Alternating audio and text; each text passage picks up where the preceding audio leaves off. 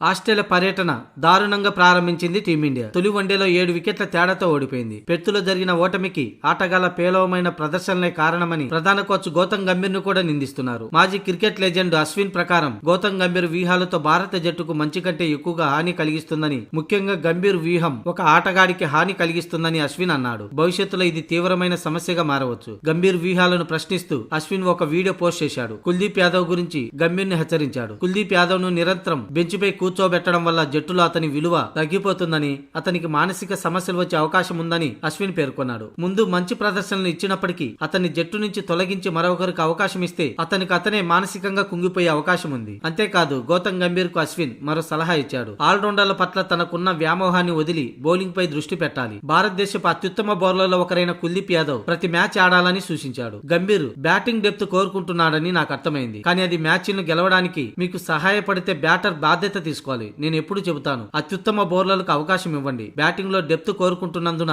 Form లో ఉన్న వాళ్ళని ఎంచుకోండి. మీకు ఎంతమంది ఆల్రౌండర్లు అవసరం అది గమనించాలి. ఇప్పటికే టీంలో 3 ఆల్రౌండర్లు ఉన్నారు. 2 సరిపోరా? అత్యుత్తమ బౌలర్లను ఆడించకపోతే అది టీమిండియాకు చాలా చేటు చేకూరుస్తుందని సూటిగా ప్రశ్నిస్తూనే గంభీర్ కు సలహా ఇచ్చాడు అశ్విన్.